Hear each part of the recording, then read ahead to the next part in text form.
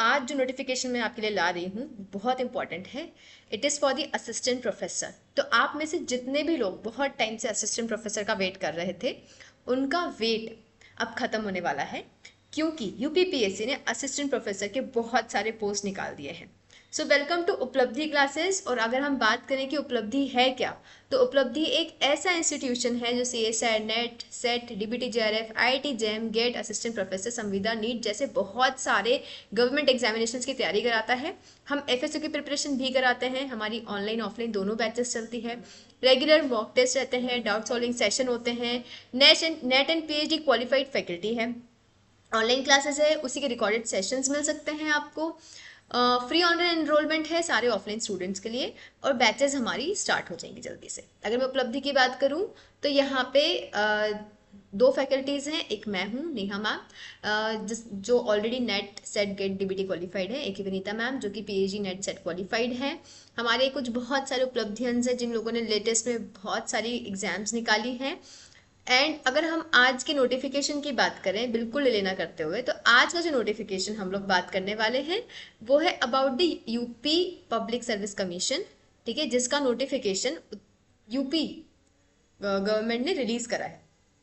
Okay, तो अगर हम इसकी बात करें, नोटिफिकेशन पे जाएं, हम लोग नोटिफिकेशन की बात करें जल्दी से, तो आप देखेंगे कि इसका जो डेट ऑफ ऑनलाइन एप्लीकेशन है वो 4/9/2025 से स्टार्ट हो चुका है।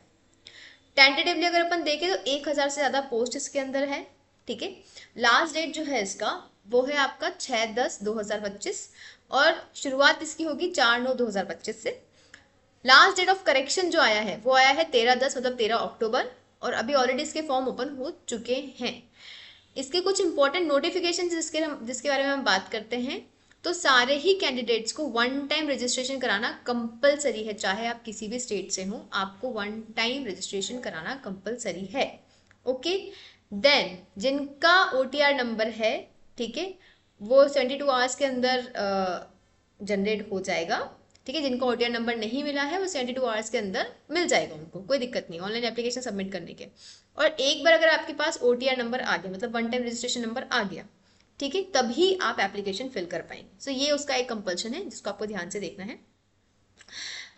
इसके बारे में अगर अपन बात करें, कुछ स्पेशल नोट्स हैं इंपॉर्टेंट कैंडिडेट्स कैसे आप अप्लाई कर सकते हैं, तो ओटीआर से आप अप्लाई कर सकते हैं। ठीक है, आप नोटिफिकेशन को कैसे देख सकते हैं, तो आप यूजर इंस्ट्रक्शन में जाइए, ऑलरेडी गिवन है। आप एडवर्टीजमेंट देख सकते हैं, वहाँ जाके आप अप्लाई भी कर सकते हैं एडवर्टीजमेंट में जाने के बाद। ठीक है, अगर हम आगे की बात करें तो ऑनलाइन एप्लीकेशन जो है वो आपकी 4 स्टेज में कंप्लीट होगी। ठीक है, फर्स्ट स्टेज में क्या है आपका, तो फर्स्ट स्टेज में आपका अप्लाई पे क्लिक करना है, ऑथेंटिकेट करना है ओटीआर को। एक बार ऑथेंटिकेट हो जाएगा ओटीआर का, ठीक है, तो आपको रजिस्ट्रेशन कंप्लीट करना है। आपको कुछ ऑप्शन आएगा रजिस्ट्रेशन का, उसमें यस और नो आपको क्लिक करना है।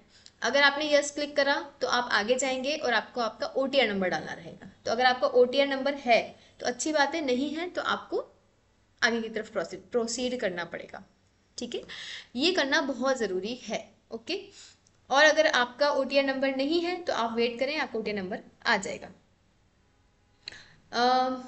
अगर आपके पास ओटीआर नंबर नहीं है तो आप क्लिक करेंगे नो। अगर आप नो पे जाएंगे तो सबसे पहले आपका ओटीआर रजिस्ट्रेशन होगा पोर्टल से, एंड देन सेकंड स्टेज में अपन बात करें तो जैसे आपकी फर्स्ट स्टेज पूरी हो जाएगी तो आप आ जाएंगे आपकी सेकंड स्टेज के अंदर। सेकंड स्टेज के अंदर आपका एप्लीकेशन डैशबोर्ड आएगा, आपको वो कंप्लीट करना है। जब आप वो पूरा कंप्लीट कर लेंगे तो आप थर्ड स्टेज में आ जाएंगे। थर्ड स्टेज में क्या होगा आपका, तो इसमें आएगा आपका फी कंफर्मेशन।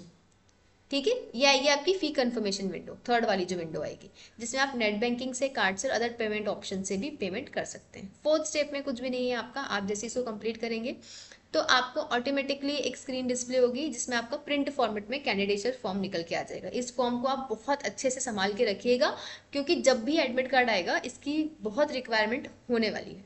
ओके, है ना। अब एप्लीकेशन फ़ी की हम बात कर लेते हैं जल्दी से। ठीक है, तो अगर हम एप्लीकेशन फ़ीस की बात करें आपकी यहाँ पे, तो जो एप्लीकेशन फ़ीस है आपकी, है ना, वो अलग अलग कैटेगरी के लिए अलग अलग है। पर इन जनरल अपन बात करें तो बहुत ज़्यादा फीस है नहीं। यूआर, इकोनॉमिकली वीकर सेक्शन और ओबीसी के लिए 125 रुपीज़ फीस है। शेड्यूल्ड SC/ST ट्राइब्स के लिए 40 रुपये फीस है, ओनली 40 रुपीज़। ठीक है, अगर आप PW कैंडिडेट से हैं तो आपके पास आपकी जो एग्जाम फीस है वो सिर्फ 25 रुपीज़ है। ठीक है, तो ST/SC इन सबकी फीस 65 जाएगी पोर्टल का चार्ज मिला के। एक्स सर्विसमैन अगर आप हैं तो आपकी फीस भी टोटल 65 होगी टोटल चार्ज मिला के। एंड फ्रीडम फाइटर वगैरह हैं, अगर आप विमेन हैं तो उनके अकॉर्डिंग जो भी कैटेगरी है उसके हिसाब से उनकी फीस जाएगी, ठीक है।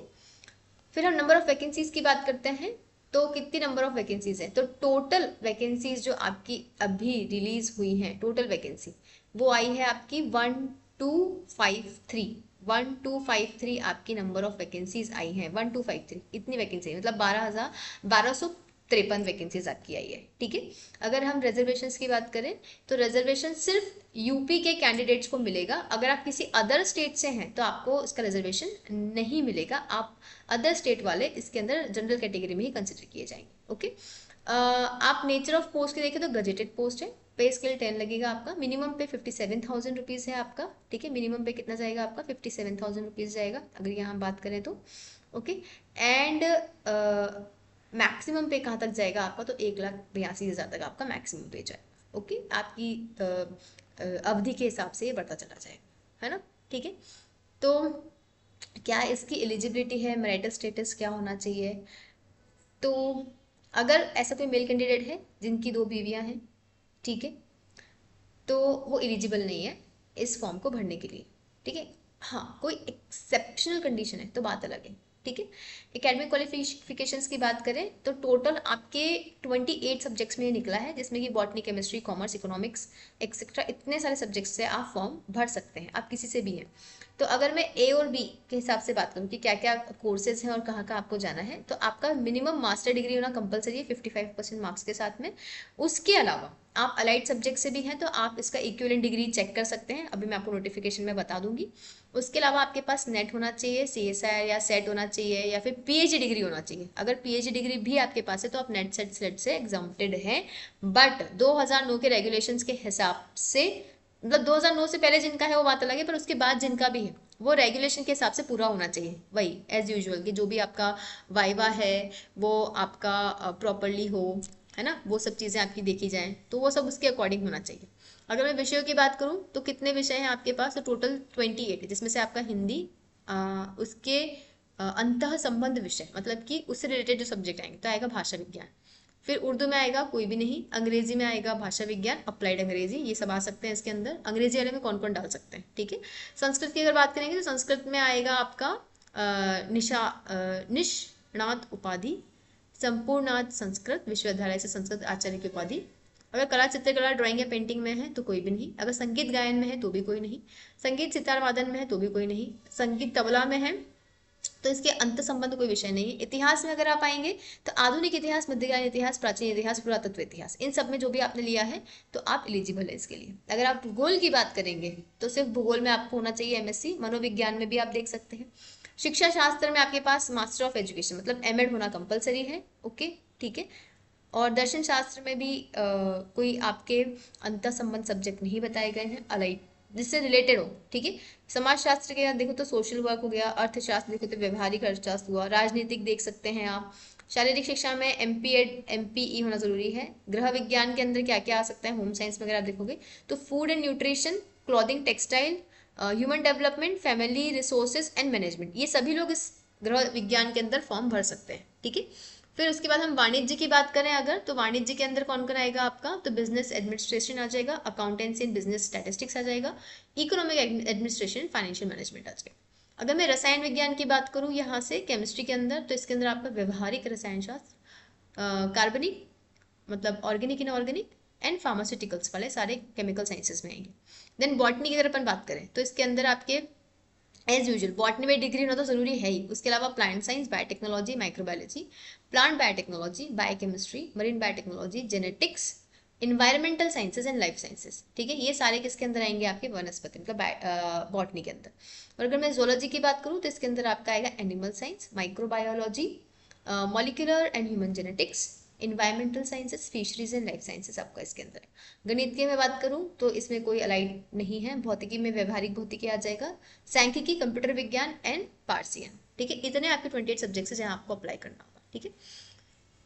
अगर मैं रेलेवेंट एज लिमिट की बात करूँ तो जो मिनिमम एज लिमिट है आपकी, ठीक है, वो होनी चाहिए 21 ईयर्स, ओके, एंड 40 ईयर्स आप क्रॉस ना करें, है ना। पर अगर आप पीएच या किसी कैटेगरी से आते हैं तो फिर एज, मतलब आप पीएच कैंडिडेट हैं तो पीएच कैंडिडेट के लिए मैक्सिमम एज लिमिट है आपकी 55 ईयर्स। ओके। और उसके अलावा अगर हम S T S C other categories की बात करें तो अपर एज लिमिट जो है वो 5 ईयर्स का रिलैक्सेशन रहेगा अगर आप शेड्यूल कास्ट से आते हैं, कहाँ के, यूपीएससी के। ठीक है, एस टी एस सी से अगर आते हैं तो 5 ईयर का रिलैक्सेशन आपको रहेगा। पर अगर आप किसी दूसरे स्टेट से आते हैं तो आपको जनरल कैटेगरी का ही एज लिमिट लगेगा विच इज़ 40 ईयर्स। ओके। इसके अलावा अगर हम इम्पॉर्टेंट नोटिफिकेशंस में बात करें तो अगर कोई भी इसके अलावा आपके पास कोई प्रमाण पत्र आपको लगता है तो उसके सारे अपेंडिक्स वगैरह इसी फॉर्म के नीचे दिए हुए हैं। ठीक है। कैंडिडेट जो है वो बाकी अगर किसी को कोई डाउट लगता है, आपको कहीं कुछ पूछना है या कोई डाउट लगता है तो आप कमेंट सेक्शन में हमसे लिख के पूछ सकते हैं। डिटेल फॉर्म आपको वेबसाइट से ही फिल करना है और फीस भी आपकी वहीं सबमिट होगी। अब हम बात कर लेते हैं कि किस में कितनी पोस्ट हैं और किसका क्या आपका सिलेबस है। तो इसी नोटिफिकेशन के नीचे हर एक चीज़ का सिलेबस गिवन होगा। ठीक है, हम डिटेल्ड एक वीडियो बना देंगे जहाँ पे हम लोग एक ऐसा वीडियो बनाएंगे जिसमें सब्जेक्ट के किस किस सब्जेक्ट का क्या किस उसका क्या सब्जेक्ट आपका आएगा, क्या सिलेबस रहेगा सब्जेक्ट का, वो हम डिटेल बना देंगे आपका। फिर हम बात करते हैं परीक्षा के योजना की। ठीक है, तो प्रश्न का प्रकार अगर बात करें तो वास्तुनिष्ठ मतलब एमसीक्यू रहेगा। ओके। एक पेपर रहेगा, 1 पेपर। ठीक है, 120 आपके क्वेश्चंस रहेंगे जिसमें से 30 क्वेश्चंस आपके सामान्य अध्ययन के रहेंगे और 90 क्वेश्चंस, ठीक है, प्रत्येक वैकल्पिक विषय में 90 प्रश्न रहेंगे और आपका जो सब्जेक्ट है उसमें 90 रहेंगे। जबकि वैकल्पिक विषय गणित के 70, अगर आप मैथ से फॉर्म भरेंगे तो 70 रहेंगे, जबकि बाकी सारे सब्जेक्ट से फॉर्म भरेंगे तो 90 क्वेश्चंस आपके अपने सब्जेक्ट के आएंगे, 30 क्वेश्चंस आपके जनरल नॉलेज के आएंगे। ठीक है, तो कुल पूर्णांक की बात करें तो 150 का पेपर रहेगा आपका। ठीक है ना, टोटल कितना रहेगा आपका 150 मार्क्स का पेपर रहेगा आपका। ठीक है, एंड 2 घंटे का आपको समय मिलेगा इसके अंदर। अच्छा, उपयुक्त प्रथम, ये कैसा हुआ आपका प्रथम चरण परीक्षा में। अगर आप यहाँ पे क्वालिफाई कर गए तो आपका सेकंड लेवल आएगा जो आएगा लिखित परीक्षा। ठीक है, तो आप मुख्य लिखित परीक्षा में सम्मिलित हो पाएंगे। प्रश्न का प्रकार क्या रहेगा, एज यूजुअल परंपरागत प्रकार रहेगा, मतलब थ्योरेटिकल क्वेश्चंस रहेंगे। प्रश्न की संख्या कितनी रहेगी तो 1। ओके, प्रश्नों की संख्या 20 रहेगी, 10 + 10। और कुल पूर्णांक कितना रहेगा तो जो पहले 10 क्वेश्चंस हैं, ओके, है ना, वो रहेंगे आपके 8 नंबर के और जो अगले 10 क्वेश्चंस हैं वो रहेंगे आपके 12 नंबर के। ठीक है, और इसमें आपकी समयावधि मिलेगी आपको 3 घंटा, टोटल मिलेगी आपको 3 आवर्स। तो 2 उसमें आपका पेपर होगा, एक होगा आपका प्राथमिक मतलब कि प्रीलिम्स एंड देन होगा आपका मेंस। तो अगर प्रीलिम्स की बात करेंगे तो आपका आ गया एमसीक्यूज एंड देन मेंस की बात करेंगे तो आ गया आपका रिटर्न। ओके, उसके बाद साक्षात्कार का नंबर आएगा, ठीक है, जिसमें 25 अंक का वेटेज रहेगा। ठीक है, रिमेनिंग ऑल आपका इसमें इसका ही रहेगा। तो जो खंड अ और आपका दो खंड है ना, खंड अ, तो जो पहला है जिसमें मेंस की हम लोग बात कर रहे हैं तो उसमें खंड अ के अंतर्गत 10 प्रश्न। ठीक है, खंड अ में क्या रहेंगे आपके 10 प्रश्न लघु उत्तरी, मतलब स्मॉल, छोटे छोटे लिखने वाले। ठीक है, और 125 शब्दों में उनको कंप्लीट करना रहेगा। प्रत्येक 8 अंक के होंगे और जो ब होगा आपका खंड ब जो होगा उसमें भी 10 प्रश्न होंगे पर वो दीर्घ उत्तरी होंगे और इसमें 200 शब्दों में आपको इसको कंप्लीट करना रहेगा। ठीक है, और ये 12 अंक का होगा। ओके, तो इस प्रकार आपकी जो पूरी एग्जाम है वो 3 फेजेस में डिवाइड होगी। एक होगा प्रीलिम्स, मेंस एंड देन आपका एट लास्ट आएगा इंटरव्यू। ठीक है ना, और जनरल स्टडीज़ का ये आपका पेपर है जिसमें आपका general science, current events of national international importance, history of India, Indian polity and economy, geography, mental ability and statistical data analysis. ठीक है, ये आपका आएगा जनरल स्टडीज़ के अंदर। उसके अलावा जो भी आपके सब्जेक्ट्स हैं ये आपके सब्जेक्ट स्पेसिफिक सिलेबस है जो यहाँ पे गिवन है, आप इस उसमें चेक कर सकते हैं। इसका एक डिटेल वीडियो मैं अलग से ज़रूर बनाऊंगी जिसमें आप जाके चेक कर सकते हैं। अब मैं बात करती हूँ नंबर ऑफ पोस्ट की। ठीक है, एट लास्ट हम जल्दी से बात करते हैं कि नंबर ऑफ पोस्ट कितनी रहेंगी, है ना। तो अगर मैं नंबर ऑफ पोस्ट की बात करूँ तो आप देखिए टोटल आपने 1253 पोस्ट थी। बॉटनी के अंदर 79 पोस्ट है जो कि काफ़ी अच्छा नंबर है। केमिस्ट्री में 87 है, कॉमर्स में 157 है, ड्राइंग में 8 है, इकोनॉमिक्स में 61 है, एजुकेशन में 14 पोस्ट है, इंग्लिश में 92 है, ज्योग्राफी में 46 है, हिंदी में 87 है, हिस्ट्री में 58 है, होम साइंस में 28 है, मैथमेटिक्स में 79 है, मिलिट्री एंड डिफेंस वाले में देखेंगे तो 2 है, फिलोसफी में 4 है, एंड फिजिकल एजुकेशन के अंदर आपका 59 है, फिजिक्स में आपका 60 है, पॉलिटिकल साइंस में अगर मैं बात करूँ तो 57 है, साइकोलॉजी में बात करूँ तो 31 है, म्यूजिक एंड ज्ञान वोकल में बात करें तो 6 है, म्यूजिक वादन सितार में आपकी 4 पोस्ट है, तबला में आपकी 4 पोस्ट है, संस्कृत में 56 है, सोशियोलॉजी में 78 है, एंड देन उर्दू में 3 है, जूलॉजी में अगेन 79 है, स्टैटिस्टिक्स में आपकी 2 पोस्ट है, कंप्यूटर साइंस में 1 है, एंड पर्शियन में 1 है। ठीक है, ऐसे करके आपकी टोटल 1253 पोस्ट है, जिसमें से 563 पोस्ट जो है वो जनरल की है, 232 पोस्ट जो है वो आपकी ओबीसी की है, आई होप, हाँ सॉरी एससी की है, एंड देन 30 पोस्ट आपकी एसटी की है, 315 आपकी ओबीसी की है, एंड 111 जो पोस्ट है वो आपकी ईडब्ल्यूएस कैंडिडेट की है, एंड पीएच कैंडिडेट्स के लिए आपके पास में डीएफएफ, ठीक है, डीएफएफ जो है वो कैटेगरी के लिए आपके पास में 16 पोस्ट है, और पीएच कैंडिडेट्स के लिए अलग अलग वेरीफाइड वो आपके पास 42 पोस्ट है। ठीक है, कितनी पोस्ट है आपके पास में? 42। एंड एट लास्ट अगर विमेन के लिए बात करूं तो इन सब में से विमेन के लिए जो रिजर्व्ड पोस्ट है वो है आपकी 237। तो एक बहुत अच्छी अपॉर्चुनिटी है विमेन कैंडिडेट्स के लिए कि इतनी पोस्ट आपके लिए रिजर्व्ड है। ठीक है, इसके अलावा अगर आपको कोई भी क्वेरी है ना, तो आप मुझे कमेंट सेक्शन में बता सकते हैं। ओके, और अगर आपको आपके कोई भी डाउट लगते हैं जो आपको लगता है कि आपको सॉल्व करना है तो आप डेफिनेटली कमेंट सेक्शन में ज़रूर लिखिएगा, मैं इसे सॉल्व करने की पूरी कोशिश करूँगी। Thank you very much.